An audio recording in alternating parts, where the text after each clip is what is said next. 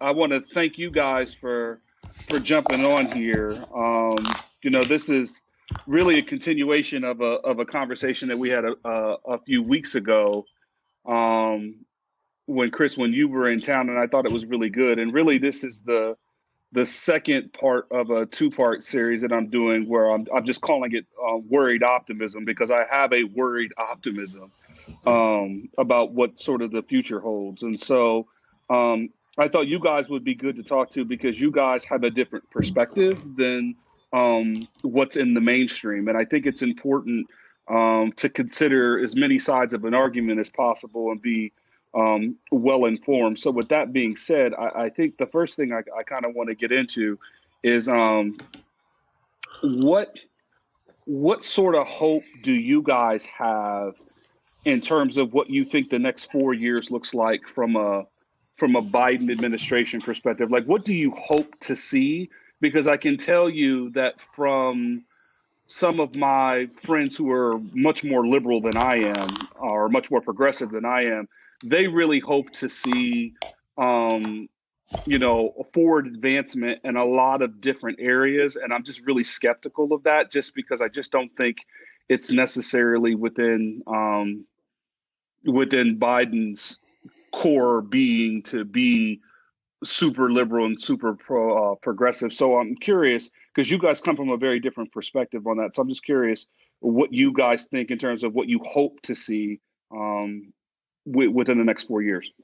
Well, I think the first thing to look at is that, most people fall into the percentile of not being progressive. You know what I mean? I think most people are in the middle. They're moderate. And I think most people don't fear change going forward. I think we like the idea of becoming, a better country and a better place to live for all people. And I think we all agree with that. And I think that kind of came out over beers and pizza before. Yeah. we solved the world's problems that night over beer and pizza. It's amazing how that works. But it's one of those things where I think, but at the same time, as a person who leans a little more conservative, keeping in mind I've always been kind of middle of the road on things, is that, when you see somebody in a short term all of a sudden hack 40 or 50 things that we're going, what are you doing here? Why are you moving so quickly to change all this that, it's almost like it's being force fed to people. And I don't think people react well to that. Yeah, I think that's a good point. And I think I know I am, as I get older, I try not to move as fast on certain things, just because I have screwed up so many things in my life by being in a rush. And I think there's something to be said about taking your time and sort of analyzing what it is that you're doing before you do it. Right. I can hear sort of my liberal friends in my ear saying, but the only thing they're doing is reversing what they thought was wrong to begin with, because it wasn't fair and equitable. So in my mind, I'm trying to reconcile, both of those things, because much like you, Joey, I'm a centrist at heart. Like, I'm not. Right. I just don't think you can be liberal or conservative about everything. No, I think there's certain things you need to be conservative about. There are certain things you probably should be liberal about. And to your larger point, I think most people are in that mindset. 80-90% of the country is probably in that space. But I just think that our politics has evolved to a place where it's hyper partisan, where it's very tribal, where you have to pick one side and stick to the dogma no matter what. Yeah. And I personally want to get away from the dogma aspect of it, and get back to having a civil conversation like this, where we can explore ideas and differences. Yeah. Well, I think, piggyback off of that, I think for me, like, what I've just noticed in my life is, I think most people, I would say, I don't have anything to back this up or anything, but I would guess that the majority of people want exactly the same things. They want a healthy family, they want a good paying job, they want to be treated with respect, they want to treat other people with respect. I think when I step back and look at, like, what's happened, like, let's say over the last 20 years, let's just say the last 20 years, because it seems like in the last 20 years, things have gotten more inflammatory when it comes to particularly politics, but really anything culture-wide. And I think a lot of that, I mean, this is me kind of thinking on a big picture, macro kind of level or whatever, but I mean, I think truthfully, like as I look back on the last 20 years, I think there was fear that entered into the American psyche. I think once 9/11 hit, like I think overall, like that shook us to the core as a country. Like it wasn't expected. We didn't see it coming. And then that just added to like, that created this sense of fear. And then fast forward like 6, 7 years later, you have social media takes over, becomes a big thing. Now everybody's got opinions, and you can't even sit down and have a conversation. I can just like type something on my phone and get into an argument, but never really see the humanity in someone else, right? So you add those two things together where social media has brought us together, but it also pushes us into echo chambers. So when you can't sit down and have like a good, honest conversation like you guys were having over pizza and beers. Yeah. That's where stuff used to happen all the time. That's where everything gets fixed. Down. Exactly. You sit down, you start having conversations, you recognize like, oh, you may think differently than me on so many things, but yeah, I still love you. You're my friend. I want to hang out with you. But like we've lost that because we've been pushed into echo chambers. We're a little more isolated, I think. And then I think overarching all of that is just this fear. But Mike, do you think we're pushed, or do you think it's more of confirmation bias? Because I feel like there's a little bit of, I want to watch something that subconsciously I know that I agree with. Like I don't want my opinion challenged or pushed because I already believe that I'm right. So it's a bit of confirmation bias. And I think that's true of the left and the right. I think it's kind of hard to find news that's down the middle, although I will say up front, almost every single news outlet is coming from a point of view, just like every documentary you like is coming from a point of view. But I do think if you are down the middle but lean slightly left, you get labeled as liberal, and I don't think that's necessarily correct, especially if it's fact-based. If it's fact-based, you know what I mean? So, for instance, I'm not saying that the New York Times or Washington Post doesn't have an axe to grind with conservatives, but if they lay the facts out and the facts are what they are and speak for themselves, that doesn't necessarily make you liberal. Now, at the same time, I think if you're like MSNBC or something, I think that's different. I think if you're OAN or Newsmax or Fox, I think that's different. But I think sometimes we kind of default to the sort of news outlet that confirms what it is that we think we know. And that makes me nervous. And that's why conversations like this are important, for us to be able to talk about it from a different point of view without it being so adversarial as if it's some sort of death match. Well, the problem with the media outlets, really, honestly, the big ones you're talking about, is they went away from being a news source to an op-ed.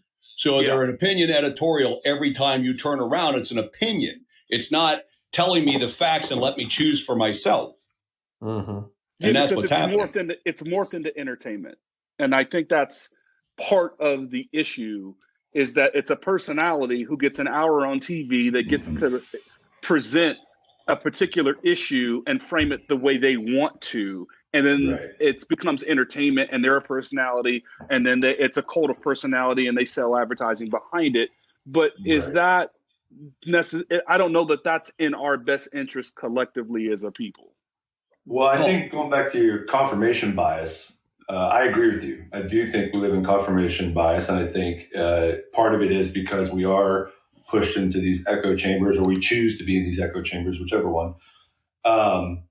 And so I think, absolutely that. But really what you're talking about there, Dennis, is people at the end of the day don't like conflict. Very few people know how to engage in conflict well. But you and I think all of us on here would agree with this. Conflict actually equals growth. Like when you have conflict with someone in a healthy way, it actually helps take your relationship to another level. But people usually are just so afraid to like be in conflict with someone. It's just easier to choose confirmation bias. Unless they're behind a keyboard, then they think they can fight with anybody. That's true. Yeah, those are 100% true right there. internet tough guys. Chris, what do you think? Yeah, I mean, like you guys said, I mean, I have some hope. I have some optimism, um, kind of based on just our conversation that we had at Gatsby's. I mean, you'd think so few people that I know of,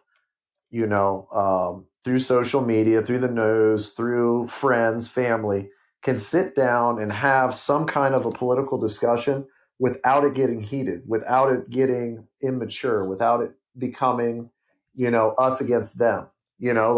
Like you said, we all had different views, different political backgrounds, different opinions.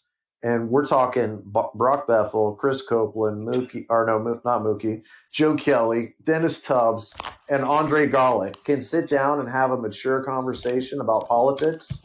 So, I mean, I feel like if this group of, people who aren't, um, we're not political figures or presidents or anything like this, if we could sit down and do it, I feel like anybody can do it.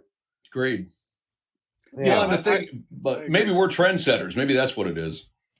Yeah, we're going to bring it back to the 1970s and 80s when things were a little more simple. So let me ask you guys this: what do you fear about a Biden administration? What do you hope you don't see, or what's the one thing that might keep you up at night or has you concerned about what the next 4 years might look like?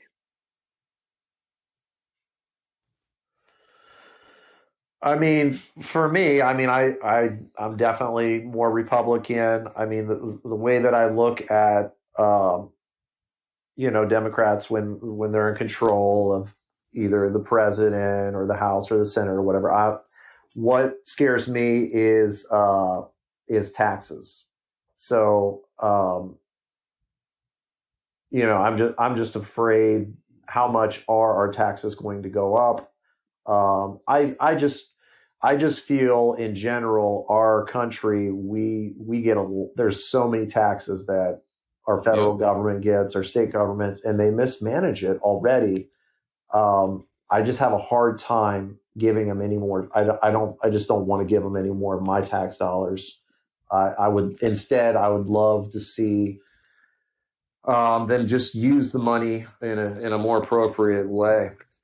I mean, I think, to point about, I didn't want to interrupt, but I mean, from a macro standpoint, from a fear macro standpoint, I think to me, it's more about if Joe delivers what he says, which is I'm a moderate, middle centric guy, I'm going to be the bridge, I'm going to be all that. That's fantastic. So far, I'm not seeing that, but that's what I want to see. And then my fear is that's not going to happen. And that's my biggest thing. If you look at it from the big, not one particular issue, but the overall issue is he going to be that person? I hope so. That's my hope. I support whoever the president is. Once they're elected, they're my president. And that's the way I've always been. Me too. And I do think he's going to bring a calming presence with, the racial issues that have gone on. I mean, Trump, he just had no tact. He didn't have any ability to put those fires out or to calm it down at all. I think Biden will be much more compassionate and sympathetic. I think just the person he is, I think he's going to hopefully calm some of those issues. Not completely, take care of all of them, but I do think there will be a calming presence from just the type of person he is. No, I would agree with that. I guess my sense of him is you can't push him beyond what he's comfortable with because he's too comfortable in his own skin. I understand where you're coming from, Chris, on the taxes piece, because I just feel like government in general, and this isn't specific to taxes, but just in general, it just feels like government needs like 7,000 black belt, like lean Six Sigma black belts thrown at it to go in and examine all the processes and eliminate the waste. That's what it feels like, because the idea of giving people more money who historically mismanage the money, probably you wouldn't do that in any business. At all. So I agree with that. I tend not to worry about taxes so much in the micro because taxes to me are more focused on corporations, because really the money in this country at this point sits with billionaires, corporations, and churches. That's where the money's at. But I will say, I think, you and Mike live in California. California is a whole different ballgame when it comes to taxes, because they are just, that is true. between the taxes and the regulation out there, it's getting to the point, like my dad lives in Phoenix. They are seeing a mass exodus of people leaving California, going to Phoenix, to where Phoenix is now going to be something like 5 million people in the next 10 years. And and Mike, this, I guess it's the 101 or the 202 is like the equivalent of our 270 here in Columbus. Mm-hmm. Years ago, they were showing me they're building an outer belt outside of that. So imagine a city so big that the outer belt has an outer belt. That's how large it's becoming, where you can live in a place like Glendale that's 45 minutes from downtown, and you're still considered in the greater, Phoenix area, if that makes sense. Mm-hmm. And so I do think, you can sort of take it too far. Like, one of the things that I'm really sort of nervous about is I'm a project manager where I have to handle the implementation of new law and new regulation. So I can tell you, I have a bias. The last thing I want is another law or another regulation that I have to implement in my business. You know what I mean? But you can, and don't get me wrong, there are times when you need to do that, but you can go overboard with that. And California, to me, is like a really good example of maybe you guys have gone too far, where maybe the intent, the road to hell's paved with good intentions. I know you guys probably meant well, but look at the real practical impact that has on people's lives and businesses and everything else. And then, Joey, I think to your point, I do think he can be a bridge, but at the same time, when we're talking about unity, because I keep hearing this term a lot, unity. Yeah. My thought is that you can have unity if you don't agree on anything.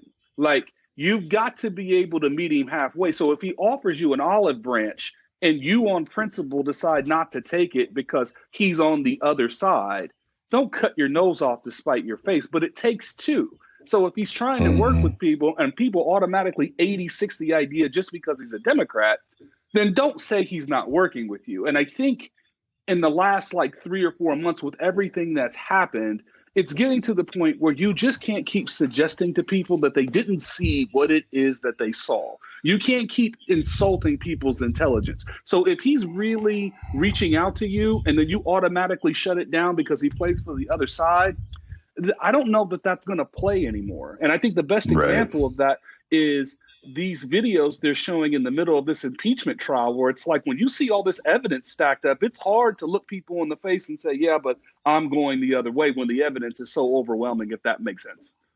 Right. Well, let me say this, though. I think that and I think one of the bigger issues is, we were talking about this earlier, is, social media, all these things.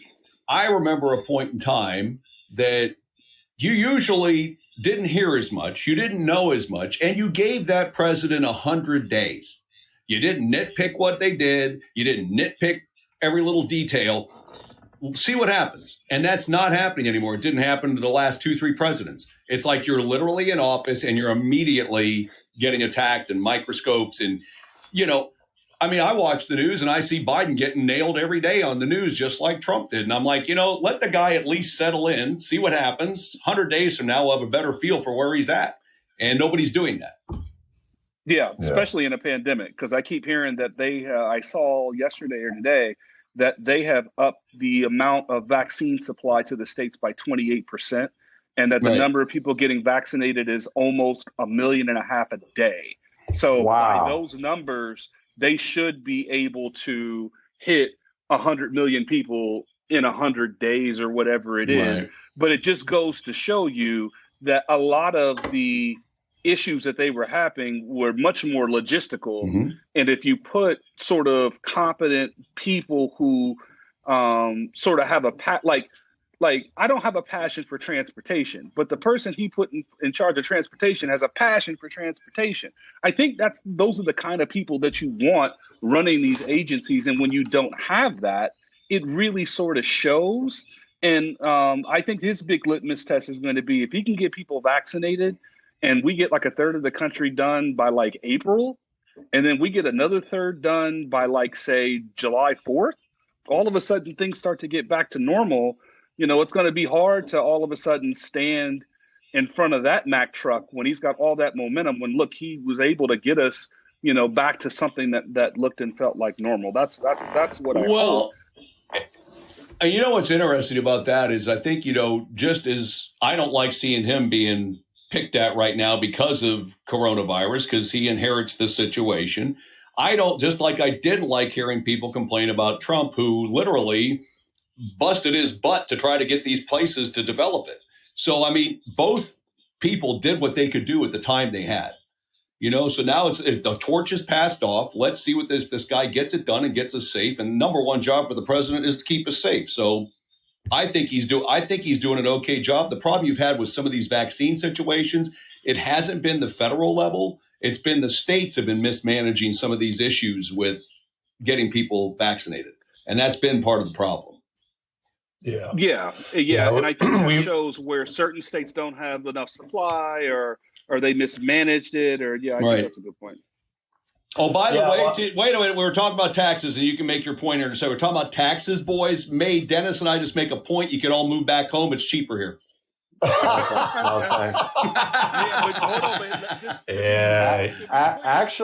Actually, I think I paid about the same amount of taxes. I actually might get more of a return here.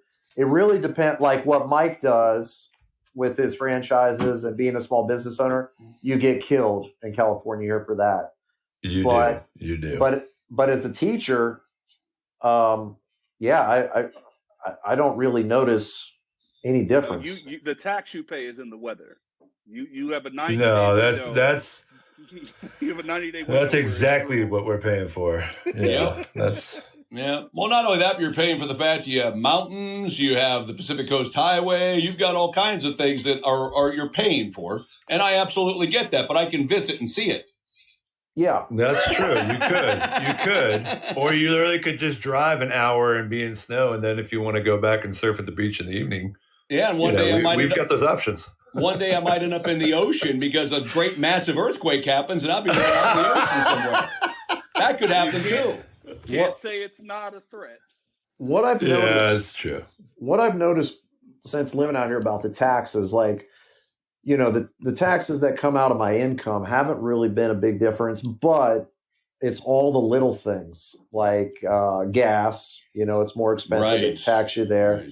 If you go to renew your registration each year, that's more. It's all of those little things that adds up. Yeah.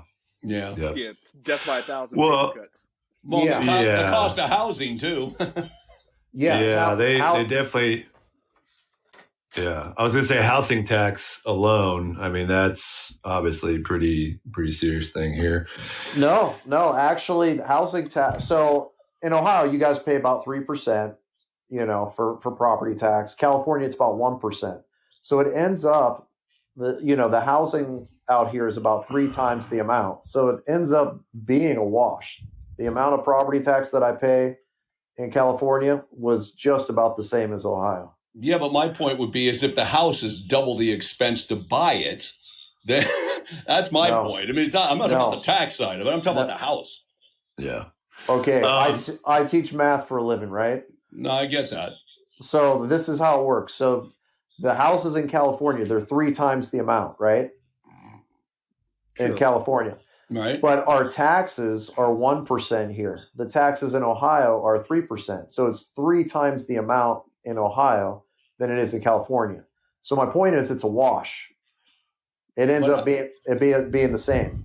I can't see, and you're the mathematician here, but I can't see how the property tax on $250,000 at 3% is equivalent to $600,000 at 1%, as far as what you're paying in a payment. Yeah, it ends up being the same. So my house, the same payment, the same my house. I think we're giving a math lesson right now. We're doing Chris is doing a math lesson. We're being educated. So my house. It's like we're back in B building right now, and I'm getting top math classes. Are you my tutor? Okay, so my house in Ohio was roughly 200,000, right? So, and the taxes were 3%. So I think that ends up being what, $6,000 a year. Yeah. So my house in California, 600,000, 1%, $6,000. It ends up being I'm talking about your payment. I'm not talking about your taxes. Oh yeah. Obviously, yeah. That's you brought up the point of taxes. You're paying more money to live there, but I'm hoping they're compensating you better than you would here. So you get compensated more. Also, like the house's increase, it goes up quite a bit. Yeah. So well, now that we're done with the math lesson, which I feel very enlightened on. I do. I'm enlightened now. But going back to a question you asked at the beginning, Dennis, I don't think I answered. Like, what is why am I optimistic about Biden? I agree with what Joey's saying. I think we do need to give him an opportunity and a chance. I think, but the last few election cycles, to me, I think it's hard for the president. I mean, like I said, I could be wrong, but when I've watched the last few presidents, Trump, Obama, even Bush on some level, like it's been really challenging for them to really get anything done, because I think a lot of the infighting that you see and everything, or maybe you don't necessarily see it, but you definitely feel the effects of it, happens in both the Senate and the House. And so to me, I feel like one of the things I've been saying to a lot of people as I've been engaging in conversations about everything going on, it's not like all these Republicans are horrible people or all these Democrats are horrible people, but you have to be able to sit down and have conversations with them and see the humanity in each other. And so for me, I think like as people, as American people, we need to hold our politicians accountable, regardless of what side we fall on, regardless of what issue we may be really pioneering or whatever. But at the end of the day, like we have to it's like call a spade a spade. well, you know what I mean? Like, how do you keep a politician accountable? Like, how do you keep them accountable? Well, that's they have all the power. Sure. That's a great. So you're ideally you do that by you voting them out. But Mike, I think you hit on something that's important. In theory, behind closed doors, they'll tell you how they go out in front of a TV camera. The dogma of the political party requires that they toe the line. And what I'm saying is, I think people are getting to the point where they're no longer interested in the political dogma of it. They just want to see things get done. And so the best example I can give you is to say Biden is looking at Republicans saying, yes, I know we have spent the equivalent of World War II on Corona already, but I'm telling you, we haven't done enough. I need another $2 trillion. And if you're not willing to come along with me, then I'm just going to ram it down your throat. And all of the Democrats are going to be expected to toe the line, even if they don't necessarily agree with it. Or you're going to have Republicans that realize, you know what, this isn't enough. People really are struggling, but I can't be seen in public supporting you. So I'm going to say, this is what I can offer. And I think people are just to the point where, like, miss me with all that bullshit. I need this stimulus check because I'm struggling through no fault of my own. And until our politics evolves to that place where we get rid of the dogma, when I know that sounds impossibly naive on both sides, but if we could get past the dogma of it all and really create something that everybody can live with, then I think we get to that place. But the practical side of me says, as much as I want to believe that, I just know it's not going to happen, but we need more of that interjected in our politics. Sure. And to add one more thing to what Mike was talking about, different cycles and different, who's in House, who's in Senate. It's interesting to watch because if I recall, when Obama first took office, he had a Democratic controlled everything and still couldn't get a lot of things done. And the thing is I think you see this on both sides. No matter who's in power, there becomes so much infighting within their own party. They eat each other alive, that they can't ever agree on things, even if they have complete control. It's not like they just get a pen and they can write whatever they want, because their own people will say, well, I don't agree with that, which is great. Well, that's what we sent them there for. We want them to disagree and look out for our needs. Well, Joey, I think the best example of that, Joey, is they're trying to push $15 minimum wage at a federal level. And you've got someone like Joe Manchin, who's a Democrat senator from West Virginia, saying, I can't sell that back home. Like $15 to you in California or Chicago or Oregon or wherever isn't the same. I might be able to get on board with $11, but 15 is a bridge too far in a state that doesn't have the type of revenue generating income that other states have. And I just think you just can't slam something like $15 down your throat, especially if you're a small business, because that might make or break you, because ultimately you're just going to pass that on to the consumer. And if your consumer base doesn't have a whole lot of money to begin with, that $4 difference is a lot for some people. And I just don't know that people really think through it when you make some sort of sweeping generalization like that, saying we have to do it and we have to do it this way and this is the only way. And you know what's interesting with that? I do not hardly ever agree with Bernie Sanders. I mean, that's just something he's way to the left of where I want to be.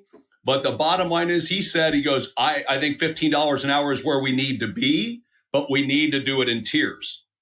We need to do it like, okay, we'll increase to a point. Like in the old days, I can remember, God, being a kid, and you're like, I remember where it was in the workplace or whatever, getting that first job, it would tell you, on this date, minimum wage goes to this. On this date, minimum wage goes to this. Well, why don't we just do that? Let these businesses catch up. Let them get their feet back under them, get back into a regular mold. We get past COVID, then maybe slowly start increasing wages more. I mean, that makes sense to me. Okay, we're going to take it to 10 right now, and then we're going to go to 12. And then I think that gives businesses a chance to catch up.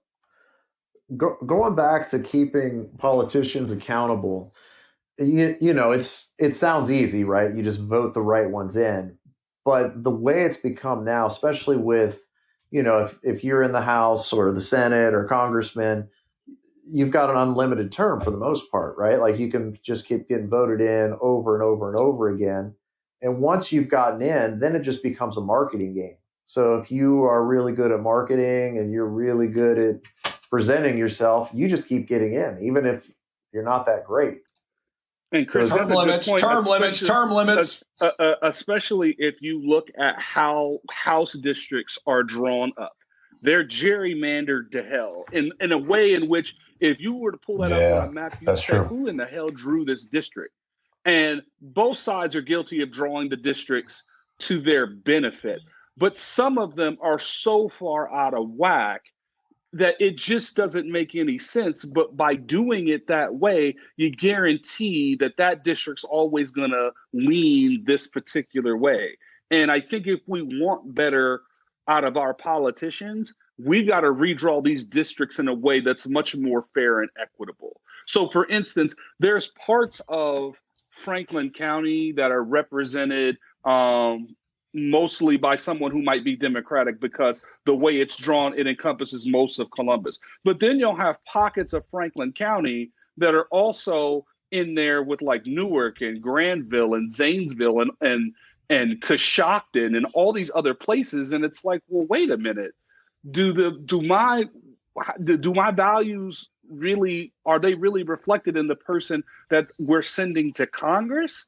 Because the way you guys drew the map, I don't know that that's necessarily so. But because state legislatures control that every 10 years with the census, now who you vote for at a local level matters.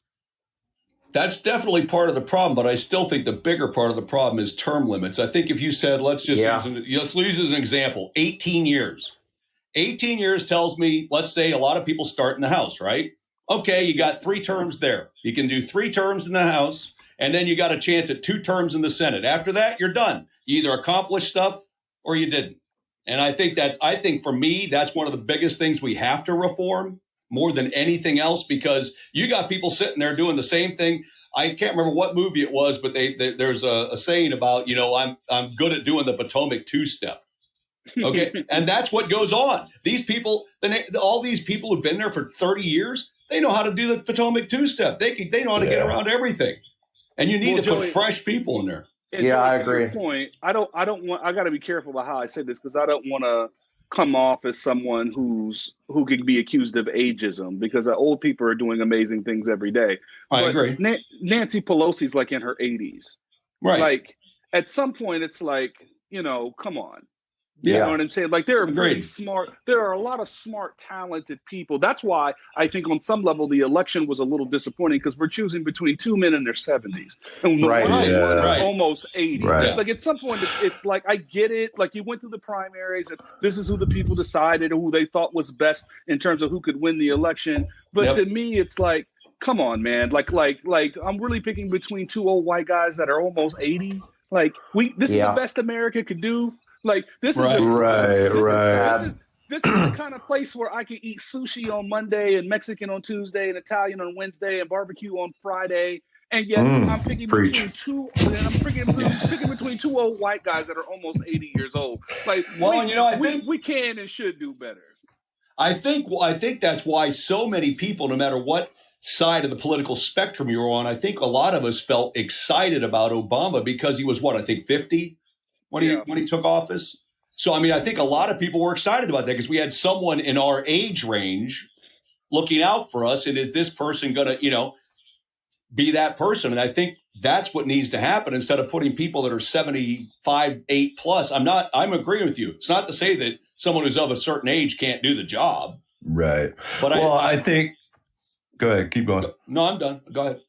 No, the only thing I was going to add to all that, though, I think when we're thinking about everything going on, like if you look at like the primaries, both in the Democratic and the Republican, like those have kind of turned into just basically like these almost like UFC brawl night where like you hear them saying so many nasty things about people in their own party. Right. And then all of a sudden one of them gets a nomination. And they're like, oh, man, he's such a great guy and everything. But then you have video evidence of them like calling them like a whatever. And we just all accept it like, oh, it's part of the primary. And, right. So people see that. And they're just like, man, you guys are a bunch of two-faced, like, whatevers. And then I think the other thing that needs to be addressed when we're talking about the election, I mean, it was painfully obvious the last two election cycles, both before Trump and this one, that we've got to do better at figuring out how to do an election. I mean, I do not understand, like, we are supposedly the greatest nation in the entire world, and you're trying to tell me that we can't get organized and there's not brilliant, bright people that can come up with a system that counts votes and gets it in, and we're not doing these, like, back room. Mike, I got an answer for you, and this is the simplest answer. You ready? All right, give it to me. The simplest answer. If it is a federally held office like president, it should be done and handled by the federal government. Let them handle it, because that is something. Because what happens is every state's got all these different rules, all these different voting systems, all these, and things get screwed up, and then people start doubting the integrity of it. So I think if it's handled on a federal level for an office like that, I think if you're handling your own state, handle your own state. If you're sending your own people to Washington, you handle that, in the state. But as far as a presidency, that should be done, something that the feds take care of. They should handle that, have a voting system in place for that. And that's what we do. Now, maybe they have the guidelines for it. Maybe they provide the machinery for it and the state election officials handle it in those places during election time. But it needs to be handled by them. That way, as Americans, I think we'll all go, okay, I understand this worked. It's working good. It can't be one side is doing some dirty dealings here or whatever. And I think you take that all out of the equation by doing that. I think the other thing, too, is I think in 2021, at this point, there's no conceptually we all should be able to just vote from our cell phones. And we shouldn't have to wait until the second week of October when early voting starts. If I know who I want to vote for in August, then let me vote in August and let me be done with it. But the problem is we've got, well, first of all, and this is our detriment, or this is our problem as Americans, because I disagree. I think we should make Americans wait Because you never know. Something could change your mind. Yeah, you get Okay, some more fair enough. information. Okay, Yeah. fair enough. I think that's fair. And I don't know if I totally agree. Like every American should just be able to vote from their cell phone. That's too easy to cheat at, I think. Yeah, that would be very I think hard. there's got to be. Yeah, I got you. I think there's got to be guardrails about it. You've got to put processes and governance in place around it. But I guess at the end of the day, one of the things that is something that that prevents us from reaching our full potential, and I admit willingly, this is a double-sided coin. So, is that for all of the tradition that we cling to as Americans that make America America, there are certain things that we cling to, I feel like, that also prevent us from reaching our full potential. And I think this idea of how we vote and when we vote is one of those things. Because honestly, and a lot of this is because of COVID, but I've done it in the past. Voting by mail, I thought was fantastic. I didn't. I love it. I mean, I agree. I agree if it not open though. I mean, I think if it's the kind of thing where you go on, you fill out your stuff, the stuff comes to your house, you're proving who you are. I'm good with that. I'm not good with people in a neighborhood having somebody telling me, I had 3 things show up in the mail and I had this show up. And I mean, I just think that there needs to be a better system. Like here in Columbus, how people were getting mailed the wrong ballot, like things like that, Joey. Yeah, I agree. You got to clean that sort of stuff up. But and truthfully, this is the way the world is going. So because of COVID, like now, and I don't know if you guys have seen this, but Salesforce has decided that they're giving people 3 options now when it comes to work. You can come in the office 4 or 5 days a week. You can come in the office maybe once or twice a week, or you don't have to come in the office at all, but it's your choice. And what I'm saying is we should give people more options in terms of how they want to vote, provided we have the proper safeguards in place to ensure that, we're not, we don't have fraudulent voting. Although I'll say in this previous election, for all the talk about fraudulent claims and this, that, and the third, when you went to court to try to prove it, there was no evidence because it didn't exist. People voted and didn't vote twice and didn't vote for dead people and all of that sort of stuff. And when you found some of that stuff, it was explainable. Oh, this happened because of this reason. And I think we got to get away from this narrative of, oh my God, if everybody votes by mail, everybody is we can't trust anything because you just don't know. No, we've been doing this for a long time. A lot of states. In California, don't you guys get mailed the ballot automatically? Isn't that how that works out there? I don't know if it's automatically, but I mean, I've been doing mail-in voting as long as I've lived here. It might be automatic. I'm not sure. I'm not so sure. Can I circle back real quick and say my original statement was I think if it is handled, a presidential election is handled on a national level by the federal government, I think that would alleviate a lot of our concerns. How it's done, whether it's by mail, because I truly believe that the federal government's in charge of doing it, they're going to do it right. And I think when you continue to have states just continuing to handle it on their own for the presidency, I think you're going to continue to have problems moving forward. Are you advocating for federal oversight? Are you becoming a Democrat? No. What did I say? I said I am a moderate. I don't believe in all things conservative. I don't believe in all things liberal.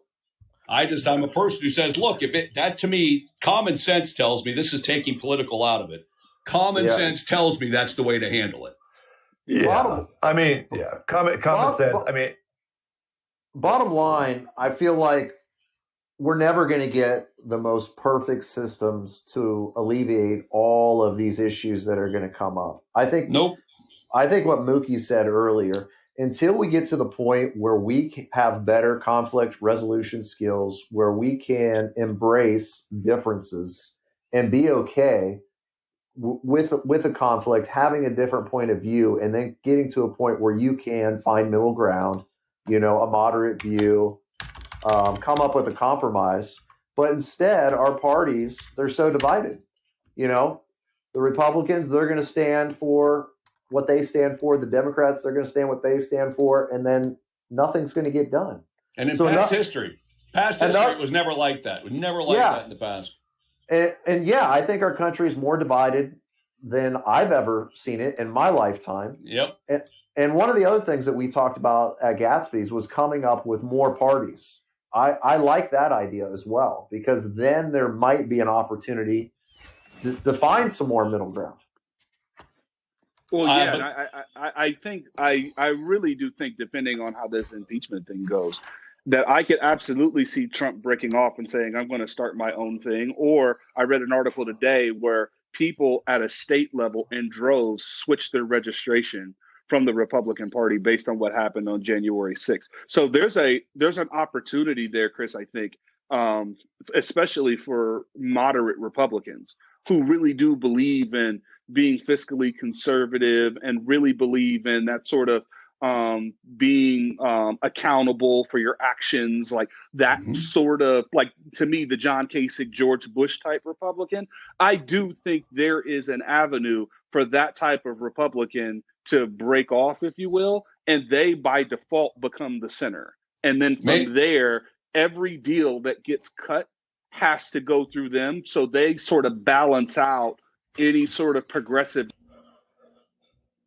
And if that Here's happens, the thing, they freeze out the Trump wing, and we do get a measure of, hopefully, of progress that's measured in a way that perhaps doesn't go as far as what progressives want, but also isn't nearly as conservative as what some conservatives want.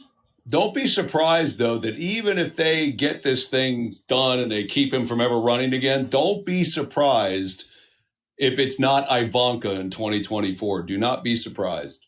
Yeah, someone will fill that vacuum. I agree. There's a lot and of because yeah, that name is going to carry big with a large group of people, and if they can just swing another 10, 15% more with her, especially. I'm still going with Bill Withrow. Yeah. Bill, 2024. He's got my vote. Yeah, I am in. Totally in. So speaking of knocking on doors, what do you make of big tech's impact on free speech? Because while initially I felt like Twitter did the right thing by banning Trump, at least in the short term, because you just can't threaten public safety. Like, it's a non-starter. Your First Amendment right doesn't protect for that. But there is something that I'm not comfortable with about the idea, and again, this is coming from someone who doesn't want more law and more regulation, but I'm not comfortable with the idea of them unilaterally making a decision that felt very knee-jerk. And I'm sure they've got some level of policy around when they do it, but it just feels to me that Twitter and Facebook and Pinterest and all of these social media platforms, to me, feel a lot like a utility. If you think about the way you go about your life and how you interact with people, in my mind, Facebook and Twitter are utilities, and they should be regulated as such. But and in that instance, I'm okay with it. They've gotten away from a couple of things as the reason as to even why we signed up for them in the first place. And they've let it to get to a point that, I mean, look, I think you're asking big tech, and this is going to open up a whole other conversation, probably for another podcast for us. But I mean, because I'm going to have to roll here in a few. But I mean, my whole thing is that when they went and shut down Parler, that to me, just to the average American, screamed, you are just trying to shut down your competitor because they're getting in your Wheaties. And that's exactly what they did. And that was a place where I think people felt comfortable, who especially were conservative, can go say what they want to say. And I mean, all of a sudden you shut it down. And that's ridiculous. You shouldn't do that. And the other part is the influence they had on the election was out of control. And that should never be allowed to happen. It should never be allowed. And in California, speaking of law, California has a new regulation that's either proposed or they're about to enact that basically says you have to take all discrimination out of the algorithm. I don't know how you do that. Florida's going to do something too with blocking them from being able to do that. Yeah, which probably will become a national norm for most states, because you shouldn't be able to do that. Yeah, but just the idea of them silencing speech makes me a little uncomfortable. The First Amendment protects speech you don't like. I agree. I think the majority of Americans, they are going to be able to weed through the truth. right? Let us be adults. Let us make adult decisions. Let us form our own opinions. Don't just say, this isn't true. We don't agree with this. Because, some of the things it was totally off or whatever. I mean, obviously, if it's endangering people or whatever, then yes. But if it's not, and if it's a lie or whatever, let the people figure it out. Let them be adults. Yep. Yeah. Totally. Yep. Totally. I agree. One last thing before you guys go. What do you think America looks like post-COVID? Oh man, that's like a whole nother podcast. Yeah, dude, we're talking. I know right now I don't have time to go into that, but if you want the brief answer, I mean, I think you'll see some return to normalcy, but I think a lot of people are going to stay very guarded because who knows what's coming next. I was joking the other day about, a lot of times just on a day-to-day basis, I always have a gaiter and I use that for coverage most of the time, depending on where I'm at. But I even joked about how I'll probably continue to wear that most of the time anyway, because the flu and colds and who knows what else. So I think certain things are always going to change because of that. My biggest fear is post-COVID, as long as this is taking, is what effect it's going to have on small business. And that's the biggest problem. Yeah. How much of it bounces back, I still think we've always bounced back. We've always adapted. We've always overcome. We've always been the most innovative nation in the history of the world, and I don't think it changes going forward. But I think at some point we will be better from this. But Cope, I honestly do. I do too, but I also say, but that was a lot of those times where we've had such horrific, like somebody earlier brought up 9/11. I think it was Mook. Yep. Absolutely. The thing about 9/11 that was the good thing that came out of it was brought us together. For a 2 or 3 year period, we were all Americans. It wasn't negative, anything bad. It was like you were there for your neighbor. You were there for people you didn't even know. And we don't live in that world now. Hopefully, yes, maybe this pandemic will do that for us. That'd be nice. Right. But so far, we've not seen that at all. I do think there's a shift. I think people are now sick of the politic banter, the back and forth, the us versus them. People want to see politicians come together more than ever before and not be so decisive. Yeah, right. That is true. Point, I think that's going to snowball. And then get out of the dogma and just do right by people. The only thing I think that happens for sure once we get past COVID is I just think America's going on a massive level of spring break for like 12 days. That'd be nice. You're going to see more drugs and more sex and more all guilty pleasures of the world. Hey man. I'm living that spring break life 24/7. Yeah, so you are pre-COVID, post-COVID. That's right. Party like a rock star. Like a rock star. That's right, man. I got one more thing to add. I'm in agreement with all that. I think small business definitely. Like I don't know. We'll see. Like that's gonna be a tough pill to overcome, but we'll see.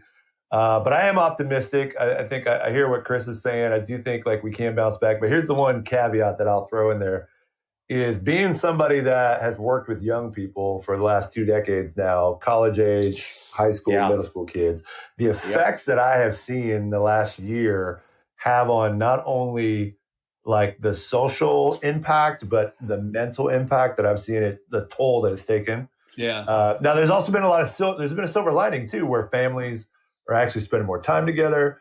But the reality is, like, I guess I am cautious. Like as the adults in the world, we need to make sure that we are pouring into our young people, because those are the guys and girls that are going to be coming behind us.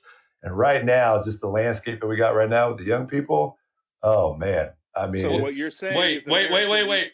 Shit show. We're adults. We're adults? I mean, most of the time. So what you're saying is therapy is what you're saying. In addition to, let's not get too hedonistic in the next 12 in the 12 to 18 months post COVID. Right. When I'm saying it's on us adults to basically be responsible, to make sure that, like we're calling out the crap in our own lives and we're taking a responsibility to lean in and to help other people, to be peacemakers. And that's an individual choice, right? But yeah, I just think for the next generation, like they're already here, and just the effects that everything's having on them. Yeah, my hope is that as adults we do a better job of that. Yeah. And with that note, I got a jet, boys. All right. Let's do this again. Yeah, we'll do this again. Thank you guys for jumping on, and we'll do this again real soon. This was fun. All right, man. Yeah, man.